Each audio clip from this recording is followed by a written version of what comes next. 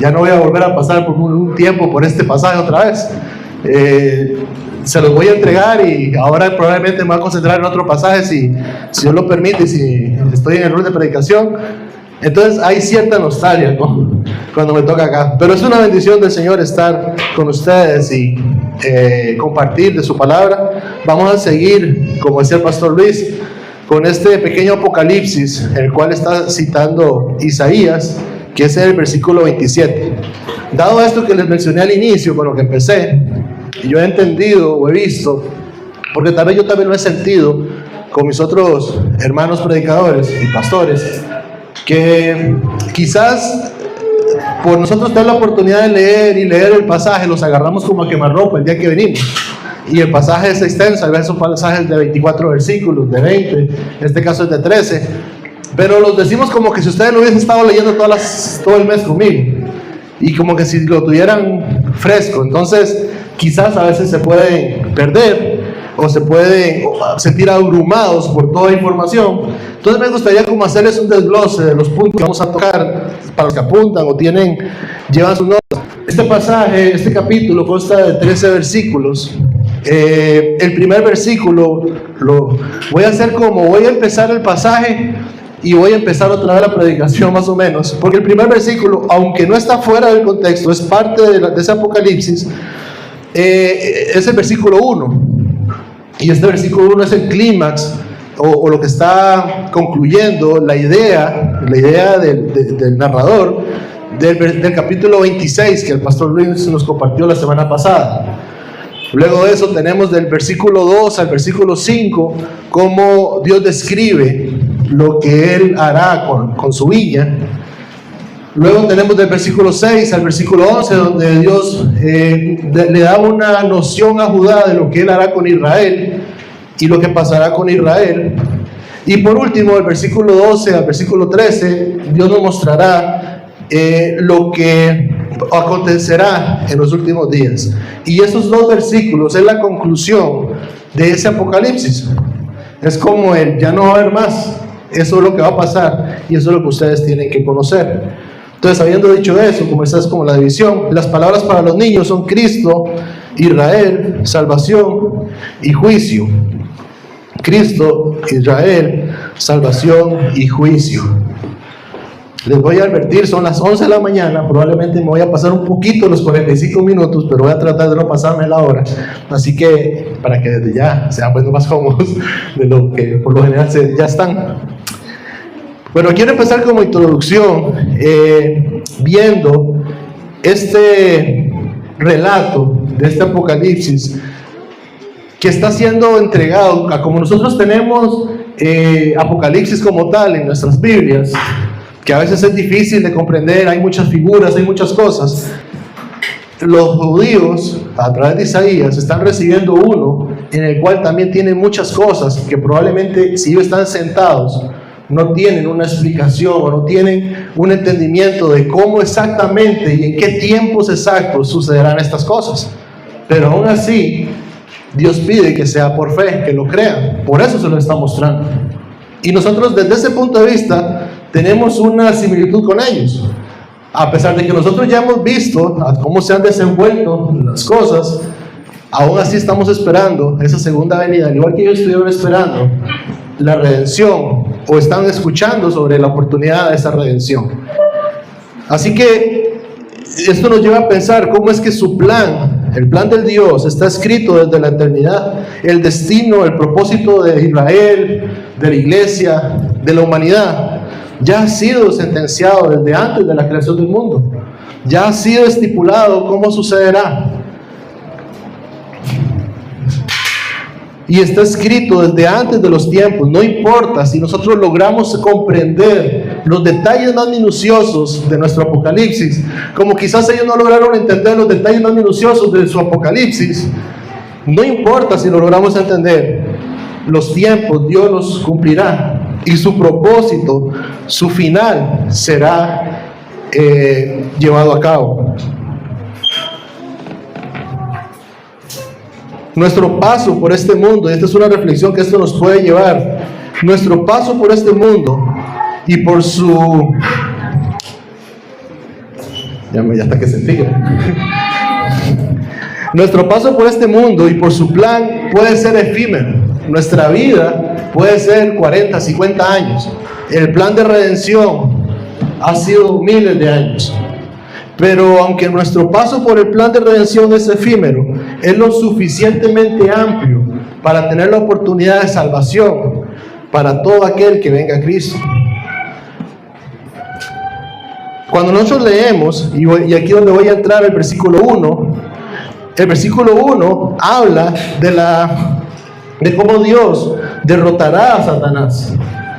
Y este versículo era lo que yo les decía, que se parece, que está unido al capítulo anterior, porque es el trato que Dios tiene con Satanás. Y a partir de aquí, los versículos que siguen, no hay un trato como tal en cuanto al pecado y a la maldad del juicio final.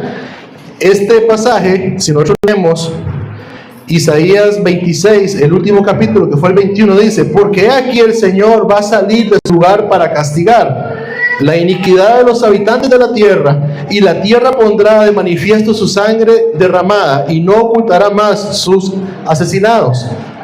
Aquel día el Señor castigará, ahora es versículo 1, con su espada feroz, grande y poderosa, a Leviatán, serpiente huidiza, a Leviatán, serpiente tortuosa, y matará al dragón que vive en el mar. Y a partir de aquí se cambia el tema, o no se cambia el tema, pero se da un enfoque a la iglesia, a Israel y al último día en cuanto al arrebato o a la salvación. Entonces, pero sí es importante, como lo venía diciendo, porque en el 26 terminó hablando de que Dios castigará a la humanidad, a los que hicieron pecado, pero aquí le dará la estocada final, porque aquí será al Dios de esa humanidad, que es el Leviatán. Primero que nada, podemos seguir viendo cómo este pasaje nos ubica en una fecha, en un espacio temporal, y ese espacio temporal es en aquel día. Y si queremos llevar notas, Isaías en el capítulo 27 nos da o nos cambia de espacio temporal 2 veces. En el capítulo 27, en el versículo 1 y en el versículo 2, él está hablando de aquel día. A partir del versículo 6 al versículo 11, él cambia el espacio temporal y él empieza hablando próximamente, digámoslo así, o en los próximos tiempos más cercanos. Y posteriormente, en el versículo 11 al 12, él vuelve otra vez a montarse en aquel día. Entonces tenemos que tener estos detalles en cuenta para entender en qué parte de la historia se está refiriendo Isaías. Pero veamos el versículo 1. El versículo 1 ya vimos que nos pone en el último día, en aquel día, en el día del juicio, en el día de la venida del Señor. Eso es lo que se intenta o lo que se interpreta con esta frase: en aquel día, en el día del juicio. Y dice que en el día del juicio él vendrá y destruirá a Leviatán con su espada dura, grande y fuerte. La describe. Y también describe las actitudes de este Leviatán. Algunos entienden cómo se ha interpretado este Leviatán. Algunos han interpretado que son los enemigos de Israel, Asiria, Babilonia y Egipto, porque estos representan la opresión y la maldad del mundo. Algunos también han interpretado que es una expresión literaria o simbólica para demostrar el poder y la grandeza que tiene este monstruo, este Leviatán. También, y debido a su contexto, creemos que es la más acertada, se interpreta que es Satanás, debido al contexto de que está en los últimos tiempos y que se asemeja a nuestro Apocalipsis. Entendemos que esta es la representación de Satanás, y muchos ven aquí la figura profética de Satanás siendo destruido en un juicio final. Y es eso entonces lo que estamos viendo, que el Señor destruirá y eliminará. ¿Qué nos dice el pasaje de este ser o de Satanás? ¿O cómo describe a Satanás? Lo describe como una serpiente, al igual que en el Génesis. Sabemos que Leviatán, o este Leviatán, se está resistiendo a Dios, está en contra de Dios. Lo describe como veloz, como tortuoso. o tortuosa. Lleva la idea de enrollarse, de como si estuviera lista para atacar en todo momento. Sabemos que el Leviatán está conectado también con el mar. En Apocalipsis también lo vemos, que hace referencia al mar. Y sabemos que el destino final de este Leviatán es ser destruido por Dios. Veamos también, por lo menos en este versículo, eso es lo que nos deja ver. Pero vamos a ver también otras partes de las Escrituras. ¿Qué nos dice acerca de Leviatán? Por lo menos en el Antiguo Testamento. Uno que lo describe es Job. Y hermanos, si yo pudiera que leyéramos todos los versículos y capítulos que tengo, hoy no salimos de aquí. Así que solo voy a mencionar el capítulo y les dejo de tarea que lo lleguen a leer a su casa. Por ejemplo, Job 41, todo el capítulo 41 describe a este Leviatán. Y empieza así, solo voy a leer los primeros 4 versículos. El 1 empieza: ¿sacarás tú a Leviatán con el anzuelo? Es decir, está diciendo el pueblo, ¿ustedes creen que pueden dominar al Leviatán con un anzuelo a los pescadores? ¿O con la cuerda le echarás en su lengua? Esto es Job 41:1. ¿Podrás tú garfio en sus narices y horadarás, es decir, lo jalarás con sus espinas, su quijada? El versículo 4 dice: ¿hará concierto contigo para que le tomes por siervo perpetuo? Y jurarás tú con él como con pájaro, o lo atarás para tus niñas. El versículo 8 dice: pon tu mano sobre él, solo atrévete a poner la mano sobre él, y te acordarás de la batalla que vas a recibir, y nunca más lo volverás a hacer, porque te destruirá. El versículo 41-33 termina describiendo: no hay sobre la tierra quien se le parezca, animal hecho exento de temor, menosprecia toda cosa alta, es rey sobre los soberbios. Este es el resumen de la descripción. Si ustedes lo leen van a ver todo lo que dice, pero prácticamente Job les está diciendo: ¿ustedes creen que pueden jugar con Leviatán? ¿Ustedes creen que ese monstruo es un monstruo con el cual ustedes pueden dárselo a jugar a sus niñas, a sus hijos? ¿Ustedes creen que lo pueden dominar? Intenten ponerle la mano y se acordarán de la batalla que van a tener y nunca más lo volverán a hacer.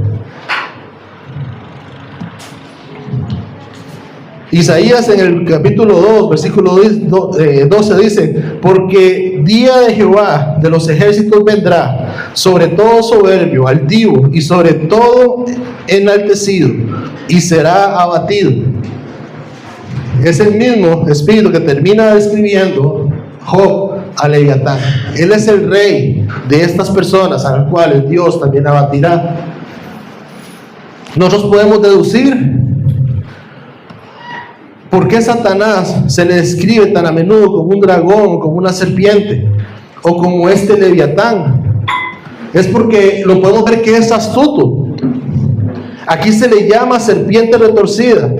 Es un acechador y su objetivo es engañar. A menudo se le denomina como el padre de la mentira, y lo es por sus mentiras que se camuflan con apariencia de verdad. Y quieren destruir al hombre a través de eso. Muchas veces Él dice: Dios quiere que seas feliz, así que siempre debes seguir tu corazón. Esa es una verdad. Y luego algo falso, algo que te destruirá. Dios quiere que seas feliz, pero no que sigas tu corazón para alcanzar la felicidad, sino que vengas a Él. El Leviatán te puede decir: le fallaste tantas veces a Dios, ¿cómo podría esperar que Dios te siga amando? Esa es otra verdad encubierta en una mentira, con una mentira. Porque es cierto que le fallaste y le fallamos constantemente a Dios, pero Dios nos sigue amando a través de Jesucristo, y por eso venimos en arrepentimiento. También vemos que el Leviatán es letal, ataca con intención de matar, destruir. Pablo lo llama en el Nuevo Testamento como el Dios de este mundo, que ha cegado el entendimiento de los incrédulos para que no vean la luz del Evangelio de la gloria de Cristo. En toda la historia de redención, lo más importante, el tesoro más valioso que el hombre tiene, es el Evangelio. Es la oportunidad de salvación. Y eso es lo que dice Pablo, que el Leviatán se encarga de encubrir, de cegar, para que no lo puedan ver, no puedan entender quién es Cristo y la imagen de Dios a través de Cristo. Lea usted en 2 Corintios 4:4. Solo Dios debe y puede intervenir para que esa ceguera desaparezca y podamos discernir quién es Cristo.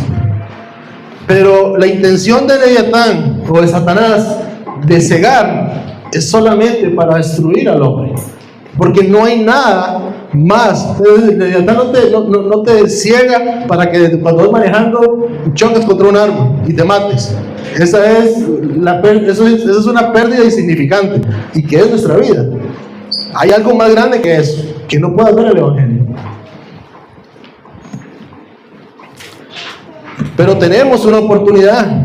Salmos, a pesar de que Job describe la impotencia que tiene el hombre para poder luchar con este Leviatán y muestra, no juegues con él, Salmos 74:14 nos muestra que para Dios el Leviatán no es nada y lo domina con el poder de su palabra. Salmos 74:14: tú aplastaste las cabezas del Leviatán, lo diste por comida a los moradores del desierto. Tesalonicenses 2:8 también nos dice: y entonces será revelado el inicuo, a quien el Señor matará con el espíritu de su boca y destruirá con el resplandor de su venida. Y esto nos da una pista, que cuando está mencionando el versículo 1, no nos creamos que va a ser una guerra como la de los Avengers o esas que nos muestran en películas, que Jesús va a salir sudando y todo roto las ropas y va a decir: estuvo fuerte pero le ganamos. No es así. A veces si pensamos que va a venir con una espada grande y fuerte, bueno, ese es su superpoder, a ver con qué le sale el otro, y no, con el poder de su palabra. Esta espada que describe también la podemos ver en Hebreos 4:12 y en Apocalipsis 1:16. No lo voy a leer por el tiempo, pero solamente con la orden de Jesús cuando vuelva, de decir hasta aquí, de reprender a Satanás, es suficiente para su destrucción. Y si nosotros podemos hacer una aplicación de este pasaje, es que en la mayoría de ocasiones no miramos a Satanás como un monstruo invencible en nuestras fuerzas, que sea invencible para nuestras fuerzas, y jugamos con él. Jugamos como que si él fuese un cachorrito amaestrado que nos obedece para divertirnos nosotros. La criatura, en la Escritura, lo compara con un terrible monstruo, y nosotros muchas veces vemos a Satanás como un pequeño cachorro con el cual que nosotros podemos dominar. Podemos dominar nuestras tentaciones, podemos dominar nuestros pecados, podemos dominar nuestras cosas, y jugamos con eso, como que si eso no nos fuese a destruir. Esta imagen fuerte de un monstruo lo que quiere hacer ver es: al hombre no juegues con él. Si ustedes llegan a mi casa, lo más que yo les digo: no acaricien a mi perro, porque cuando ustedes lo acaricien, se les va a subir encima, va a ser juguetón y no se lo van a quitar de encima. Pero si yo tuviese un tigre y les digo: no lo acaricien, ustedes ni se le acercan ni entran a la casa, porque entienden el peligro que hay enfrente. Bueno, eso es lo que lo que la Escritura nos está diciendo, que es Satanás. No es cualquier cosa. No jueguen con él, no interactúen con él, porque como dice Job, si ustedes le ponen la mano, se van a acordar de la lucha que van a tener y no lo volverán a hacer. Entonces nosotros debemos reflexionar, porque es este monstruo al cual nosotros debemos temer en este sentido, respetar en este sentido, de no jugar con nuestro pecado, de no jugar con el pecado del mundo. Es este monstruo en el que Dios dice: yo vendré y por el poder de mi palabra será destruido. Acto seguido sigue el versículo 2 al 5, que es cuando ahora Dios empieza a hablar de su viña. Y aquí es donde va a ser la analogía, porque la analogía ya está hecha. Y la analogía está en el capítulo 5, y este libro lo predicó Yari. Pero dice el versículo 2: y el versículo 3. En aquel día, otra vez sigue mostrándonos dónde es que esto sucederá. Cantadle a ella la viña del vino rojo. Yo Jehová la guardo. Cada momento la regaré, la guardaré de noche y de día, para que nadie la dañe. Y esto nos hace referencia a lo que Dios tenía como viña. Dios tenía como viña a Israel. Y esto lo vemos en el capítulo 5, en el versículo, creo que es el 8. Al final de el 6. Espérenme, o el 7. No, creo que es 6. Capítulo 5, versículo 6. No, el 7 es: ciertamente la viña del Señor de los ejércitos es la casa de Israel, y los hombres de Judá su plantío delicioso. Y esperaba equidad, pero he aquí derramamiento de sangre, justicia, pero he aquí clamor. Si ustedes leen todo el pasaje del capítulo 5, del 1 al 7, Dios está diciendo que Él buscó la tierra era fértil, Él proveyó todo lo que necesitaba el cultivo. Dice que Él vino y aró la tierra, la nutrió, dio la semilla, puso una torre que en aquel tiempo era para vigilar que los animales no se comieran la viña, y Él puso todo eso. Pero cuando la viña creció, dio uvas amargas, dio uvas feas, que no eran aptas para el vino, y la viña se echó a perder. Posteriormente Él dice: yo abriré el portillo y dejaré que entren y que se la coman toda, se despedace la viña, y volveré a sembrar otra. Y esta es la otra viña, y esta es la viña que ahora dice que ahora va a ser Él el que la va a cuidar, ahora va a ser Él el que la va a sustentar, ahora va a ser Él el que de día y de noche la va a proteger para que nadie la dañe. Y esta, a partir de aquí, será ahora su pueblo. Ya hemos visto en muchas ocasiones cómo Dios, a partir de eso, destierra a Israel étnico como ese pueblo suyo, y lo dejó llamar su pueblo. Pero ahora, a través de Cristo, cuando leemos Juan 15:1, dice: yo soy la vid verdadera y mi Padre es el viñador, el que la cultiva. Todo aquel que está escuchando a Jesús y está escuchando esto, tiene que traerse a la memoria lo que dice Isaías, de que ahora Él plantaría una viña, y esa viña sería para Él, y sería agradable para Él, y esta viña dará un vino rojo. Esta palabra vino rojo es un vino exquisito, delicioso, como el que Jesús hizo en la boda de Canaán. Y si voy por la referencia me puedo perder, pero quedemos aquí. Jesús dice: yo soy la vid, yo soy ese tallo, y de mí nacerán los pámpanos. Y Dios, el Padre, es el viñador, el que va a arar, el que va a cuidar, el que va a regar, el que va a proteger, el que va a dar el cerco. Y esta viña ahora no se perderá. Así que como Israel falló, ahora a través de Cristo brotarán el verdadero Israel como un solo pueblo, como el pueblo de Dios. Y aquí nace lo que somos nosotros ahora, la iglesia. Y eso lo podemos ver en Romanos del 9 al 11. Como les digo, es demasiado, se los dejo de tarea, que ustedes leanlo. Cómo Dios ahora nos injerta a través a esta viña. Pero nosotros hablamos cuando estuvimos meditando el pasaje de Galilea de los gentiles. Desde que Dios hizo la profecía de Galilea de los gentiles, ya se establecía de que el Israel que se iba a conocer no era el pueblo de Dios, eran puros extranjeros. Cuando Dios destierra a Israel, los que vienen a ocupar la tierra son personas que no tienen pacto con Dios. Dios se muestra y se presenta y dice: yo soy el Dios de esta tierra, pero ustedes no tienen pacto conmigo. Y los deja vivir ahí, y ese es el Israel que después conocen. Así que este Israel que se conoció después, aún en los tiempos de Jesús, no tiene un privilegio por etnia. Ahora A través de Cristo es que tienen la oportunidad de redención. Y esto lo vamos entendiendo mejor cuando vemos lo que Él hace. ¿Qué es lo que Dios va a hacer? Primero dice que Dios regará, en cada momento. Eso está en el versículo 2, la parte A.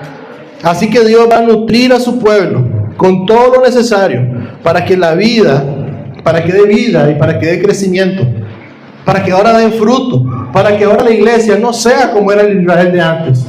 Porque si Dios no la riega, esta iglesia tendría el mismo fin y tendría la misma actitud y la misma lucha con idolatría y con el descarrilamiento que tenía la viña anterior, porque su corazón no iba a ser cambiado. Pero ahora dice que es Él el que la va a regar y la va a nutrir para que dé buen fruto, para que ahora nosotros demos el fruto que Israel inicial nos dio. Pero a través de Cristo ahora podemos dar ese fruto, porque es Dios el que la va a nutrir. También dice, en segundo lugar, para que nadie la castigue. La guardó día y noche. Hay intrusos que podrían intentar robar, destruir esta viña, pero es Dios el que la va a cuidar. Él se describe como el defensor, como aquel el cual detendrá las balas, digámoslo así. Pero nadie destruirá ni atacará a su viña, a su pueblo. Por lo tanto, Dios dice que protegerá y proveerá para su pueblo todas las necesidades que Él tenga. Y no estamos hablando de lujo, no estamos hablando de las necesidades que el pueblo tenga. Él se va a encargar. Lo que su pueblo necesite para llevar la gloria a Dios, Él se va a encargar. Porque Él dice, y Él prometió proteger a su viña. Y tampoco estamos hablando que nos está librando del sufrimiento. Nos está protegiendo para ser perseverados y perseverar al día en cual Él venga en gloria. No olvidemos y miremos ahora el versículo 4, porque Él va más allá. Él dice, no tengo ira. Esta es la decisión, una decisión interpretativa crucial, porque vemos que el mismo Dios está diciendo, yo ya no tengo ira con esta viña. Cuando hemos visto que Él está irado con el pecado, cuando hemos visto que Él se ha castigado y se ha enojado contra Israel, ahora Él dice, con esta viña yo no tengo ira, no hay enojo en mí. ¿Quién podrá contra mí en batalla de espinos y cardos? Yo los hollaré y quemaré juntamente. Ya Dios no guarda rencor con esta viña hacia ellos. Gracias a la muerte de Jesús, que es la vid, que es el tronco de esta nueva viña, la ira de Dios contra el pecado se ha aplacado y ha sido satisfecha. Ya Dios no tiene que guardar rencor. Ya no hay pecado, ni su ira tiene que caer sobre su creación, sobre su viña, porque esa ira cayó sobre Cristo. Romanos 3 nos dice que Dios presentó a Cristo como sacrificio de expiación, de propiciación, derramó la ira sobre Él para darnos vida a nosotros. Hermanos y hermanas, piensen en todas las maneras en que Dios ha sido bueno con nosotros esta mañana, y no solo esta mañana, en nuestra vida. Cuando miramos de dónde hemos salido, cómo Dios ha trabajado con nuestros corazones y nos ha traído a Él, ha sido porque Él ha estado protegiendo y porque no ha habido ira en Él, y ahora hay más bien amor en el cual nos llama para que vengamos a Él. Y estoy hablando de su viña, no estoy hablando del mundo, estoy hablando de su viña. Él ama su viña, Él quiere proteger a su viña, a sus hijos, a su pueblo.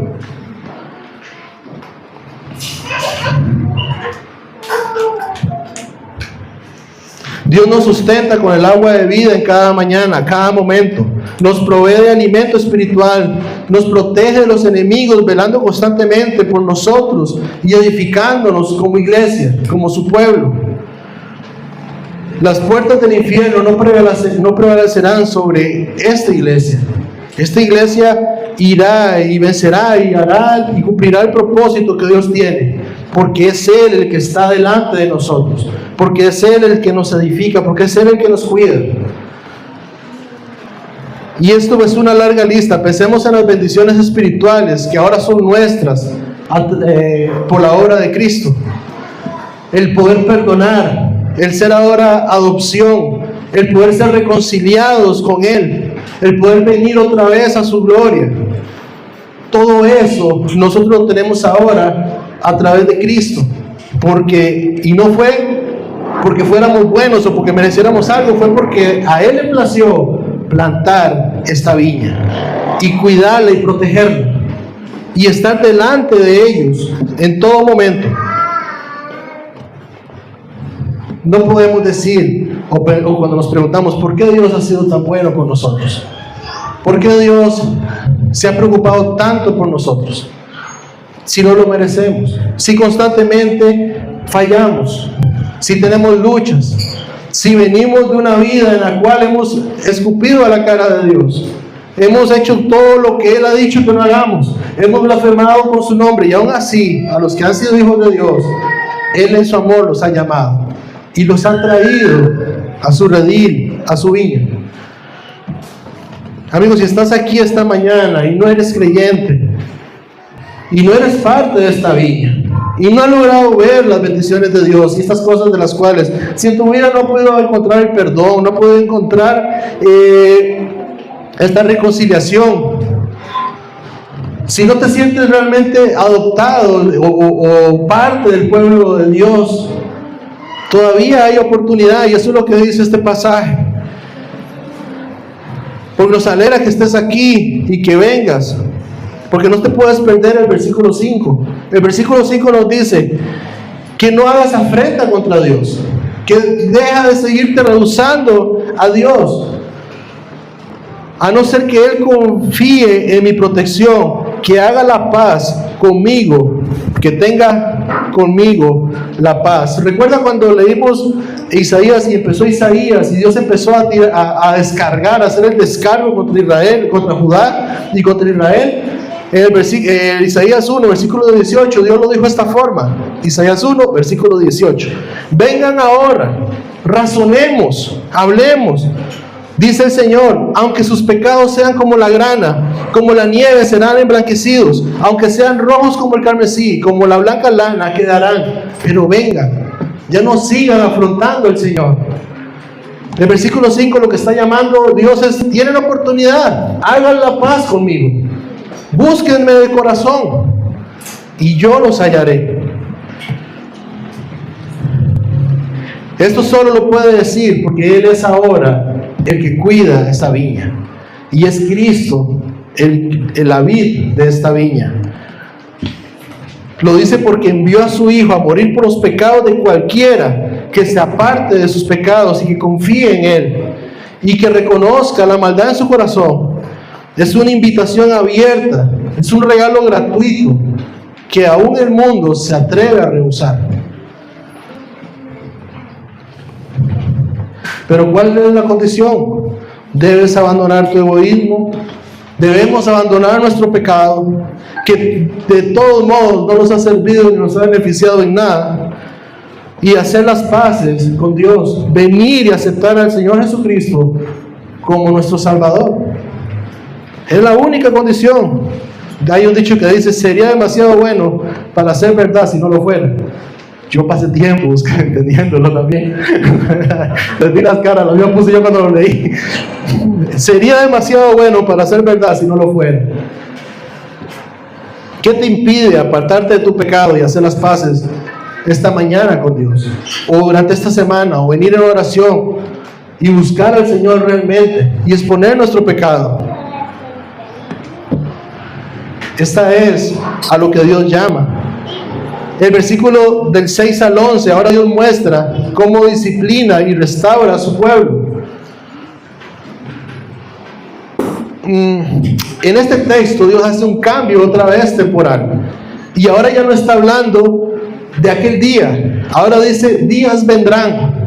Esto es para ustedes, esto es próximo. Y yo me pongo acá y yo me siento: Isaías, ¿qué es lo que quieres? Si yo fuese el pueblo, ¿qué es lo que tú quieres? ¿O qué es lo que Dios quiere que yo entienda esta mañana como pueblo en aquel tiempo, en aquel contexto en el que estoy?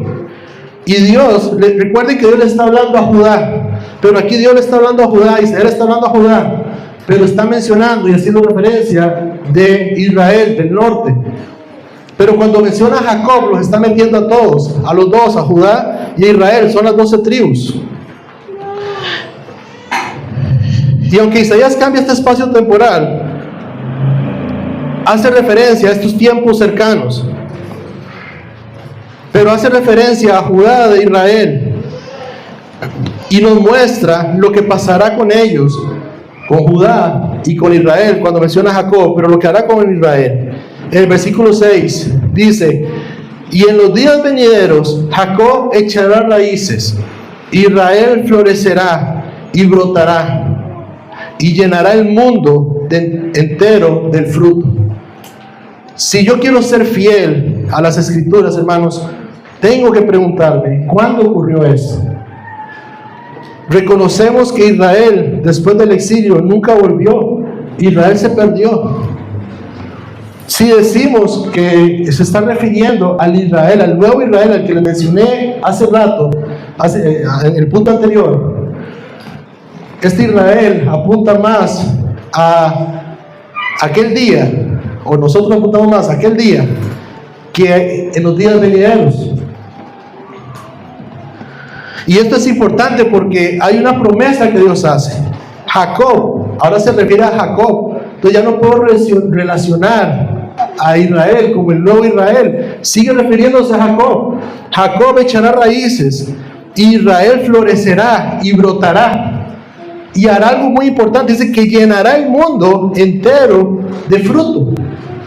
Pero realmente esto para el concepto no ha pasado, y los que están esperando que pasen caen en un dispensacionalismo, en pensar en que Dios tiene un trato especial con Israel, los va a traer ahora, en estos tiempos o en los tiempos futuros, los va a traer como un pueblo con un trato especial y los va a ubicar y va a cumplir esto. Porque o la palabra miente o está inconclusa o algo pasa, porque hay una promesa para ellos.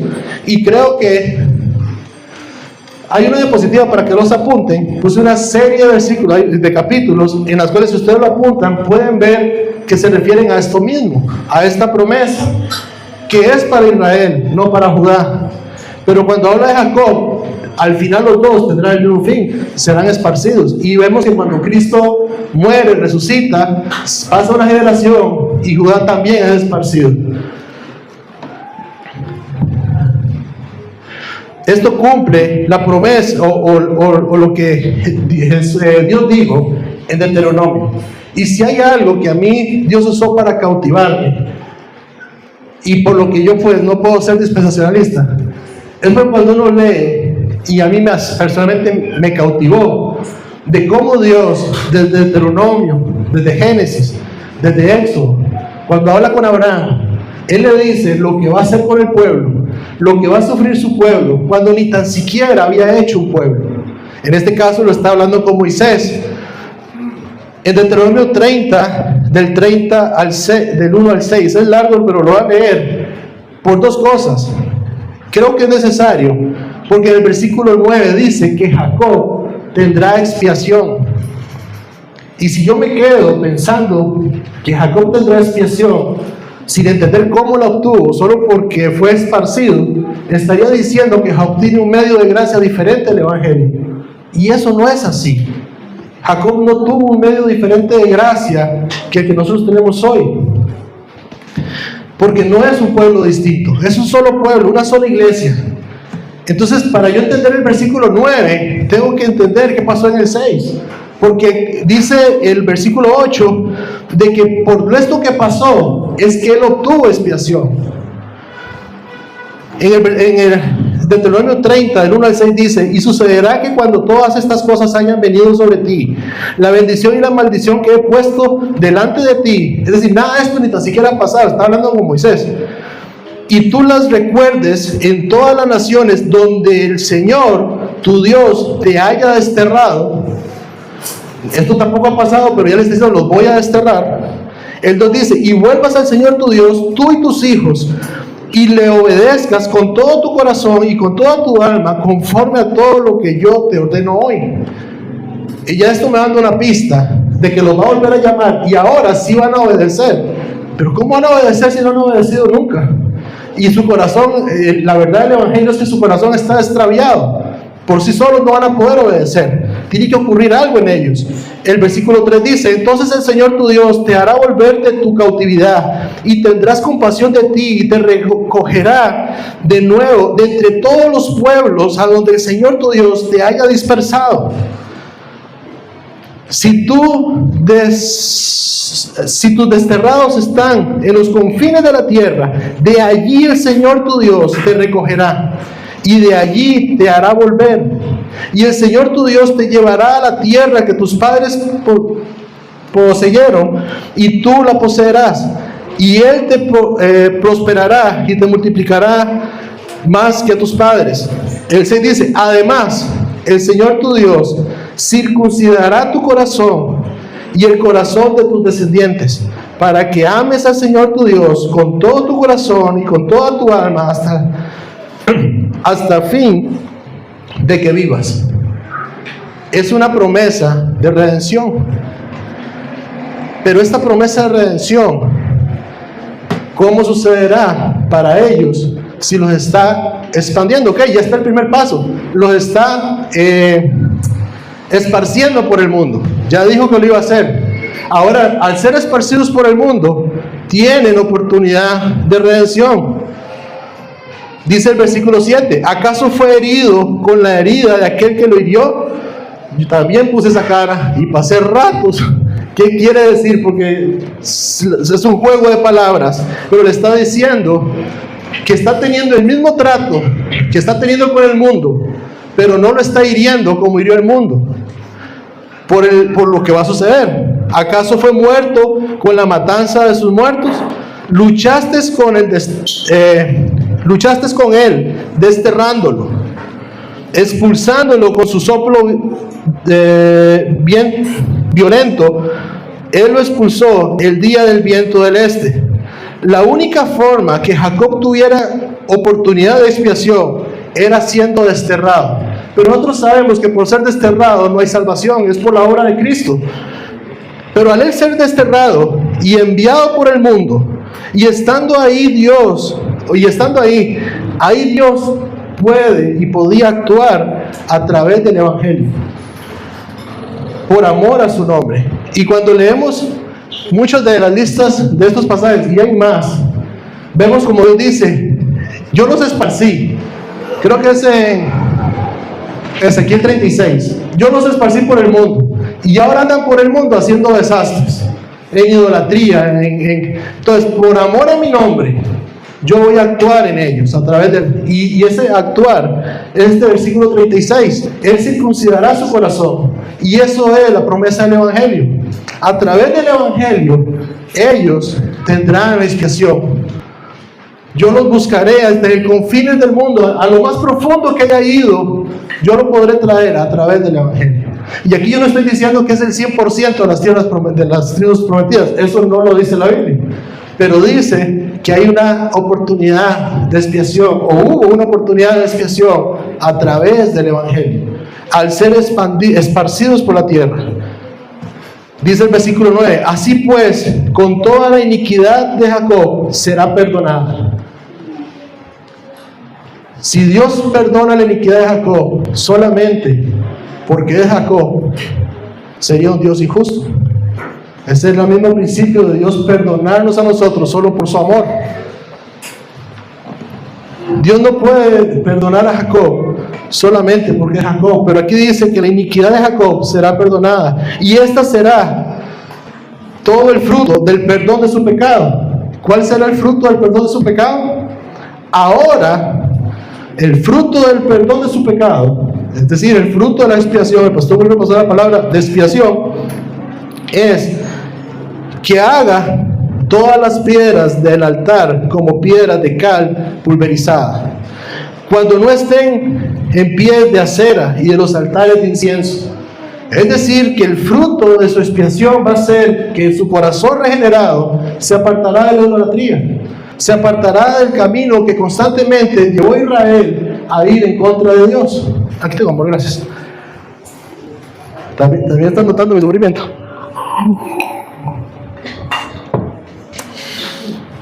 Pero no por un trato especial, no por ser un pueblo especial, no por ser un pueblo paralelo a la iglesia. Es porque ellos tenían la oportunidad de ser iglesia a través del Evangelio, a través de Jesucristo, de ahora escuchar el Evangelio, la promesa, y poder tener esta expiación. Cuando su pueblo tuviese un nuevo corazón, un corazón circuncidado, que es la promesa que Isaías dará de lo que Jesús hará y el Espíritu Santo hará, dejará los ídolos, dejará los altares y harían el fruto, y ese sería el fruto del perdón de sus pecados. Recuerden que el libro de Deuteronomio dice que cuando Dios haga ese trabajo en su corazón, ahora ellos van a obedecer a Dios con todo su corazón y con toda su alma. Es decir que, y ahora para poder caer en estos tiempos, Jacob o Israel, no debemos esperar que Dios traiga un Israel nuevo y que lo haga su pueblo. No hay motivo para eso, porque ese Israel o ha estado viniendo o vino a través del Evangelio, y no es que está viniendo a la tierra de Israel, puede ser alguna figura literaria, sino que lo está trayendo a ser parte de su iglesia a través del Evangelio. Y después sigue el versículo 10: porque solitaria está la ciudad fortificada, un lugar desamparado y abandonado como un desierto. Allí pastará el becerro, y allí se echará y se alimentará de sus ramas. Cuando su ramaje esté seco, es quebrado, vienen las mujeres y le prenden fuego, porque no es pueblo de discernimiento. Por tanto, su hacedor no le tendrá compasión, y su creador no tendrá piedad de él. Eso era lo que Dios iba a hacer. Esto ahora vemos a Jacob en Judá. Judá fue, después de los 70 años de la generación, el templo fue destruido, la ciudad fue destruida, y por muchos años la tierra del Señor que dio a Israel pasó desolada. Pasó, como dijo el versículo 10, esto pasará porque fue un pueblo que no tuvo discernimiento, o que tuvo falta de conocimiento. Y Dios se encargó para que esa tierra fuese desolada. Y hasta ahí, de ahí a lo que es ahora, es otro tema. No me voy a desviar por el tiempo y porque apremian los otros pasajes. Entonces, si hago un resumen de estos, del 8 al 11, nosotros podemos ver que tenemos 4 conectores. Dios los castigará y serán removidos. Esto es lo que Dios hará. Y de esta manera, por ser removidos, Jacob tendrá oportunidad de expiación y podrá cumplir lo que dice Deuteronomio 6 y Deuteronomio 28, 24 y 52, y los pasajes que les puse acá. Y como esto pasará, por eso la tierra quedará desolada, quedará desértica. Ya ahí no estará Dios, ya ahí no estará el templo, ya ahí no estará el Espíritu Santo, ni tampoco Cristo. Ya no es necesario que esté esa tierra, ese pueblo ahí. Y todo esto sucedió porque este fue un pueblo falto de entendimiento.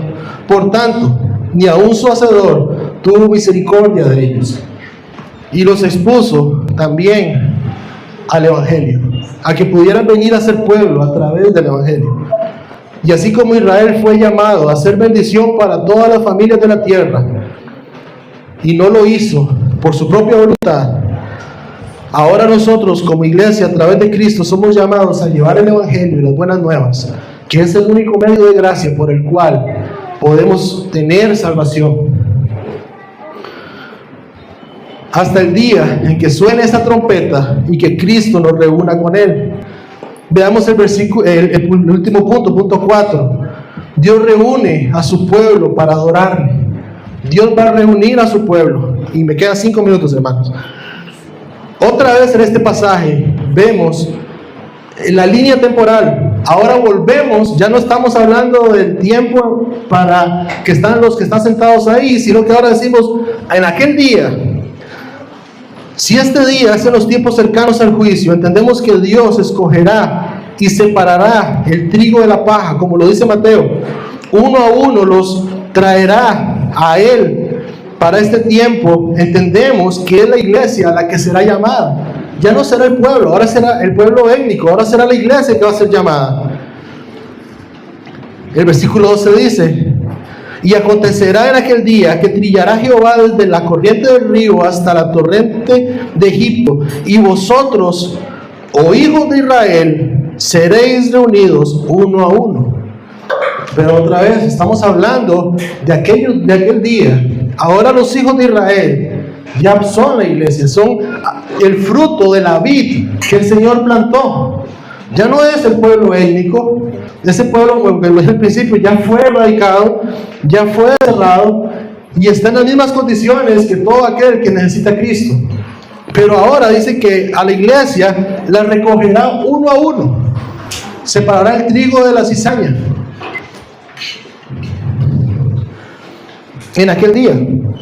Veamos el versículo 13. El versículo 13: y acontecerá también, este es otro conector que nos lleva al pasaje anterior, es decir, bueno, acontecerá también que en aquel día que se tocará una gran trompeta, y vendrán los que estaban a punto de perecer en la tierra de Asiria y los desterrados de la tierra de Egipto, y adorarán a Jehová en el monte santo de Jerusalén. Este pasaje tiene dos particularidades. Primero me dice el conector: acontecerá también. Acontecerá también lo mismo que en el día y en el mismo tiempo del versículo 12. Es decir, si tomamos en cuenta la audiencia que está de esta profecía, encontramos más sentido aún de lo que está diciendo Isaías. Porque lo que Isaías está describiendo de la lista de personas que dice aquí, dice que son los desterrados de la tierra de Egipto y los que estuvieron a punto de perecer en la tierra de Asiria. Estas personas son las mismas en las cuales Isaías les está dando el mensaje. Son ustedes. Ustedes son los que en aquel día, cuando suena la trompeta, el Señor los va a llevar a adoración. Ahora, no es para que ellos se alegraran, no es porque tienen un pase especial solo por ser ustedes. Ya hemos hablado de eso. Pero esto dice o da a entender que sucederá simultáneo. Dice, esta palabra acontecerá también, dice que es junto con lo anterior. Es cuando suene la trompeta. Hay un grupo. Quiero quitar la palabra especial, porque no es que ellos sean especiales, sino que la profecía se está refiriendo a ellos en este tiempo en el que Isaías está hablando. Pero hay un remanente aquí que creyó y estaba escuchando a Isaías y que tenía la oportunidad de creer en la promesa, y otros que también estaban escuchando a Isaías y tenían la oportunidad de rechazar la promesa y de rechazar al Señor. Pero otros pudieron escuchar y aceptar al Señor. Y dice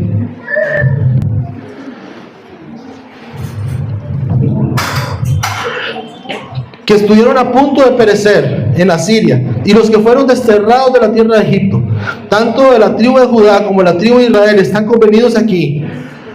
Porque después de que Asiria destruyó a Israel, Judá se atemorizó y huyó a Egipto. Y estos dos pueblos, dice que son los que están mencionados aquí.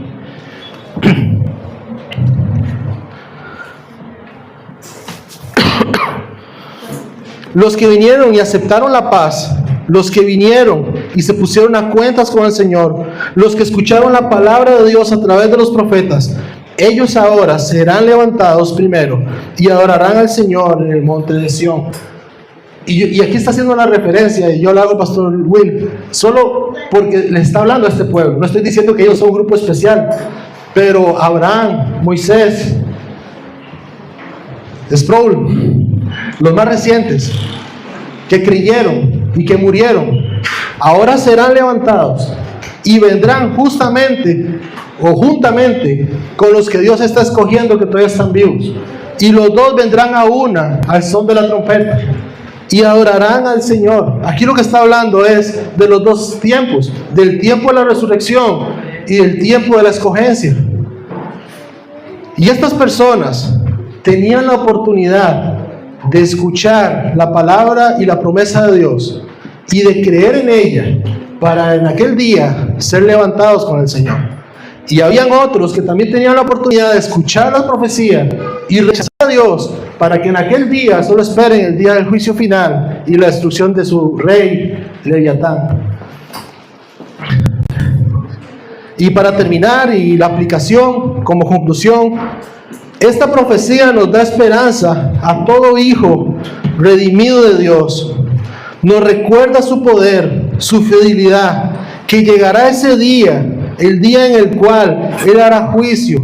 Gracias a Cristo, nosotros tenemos la oportunidad de volver con nuestro Hacedor, con nuestro Creador, así como lo han esperado nuestros hermanos, tanto de Israel como de Judá, tanto Abraham como los profetas, que esperaron o que están esperando ese día.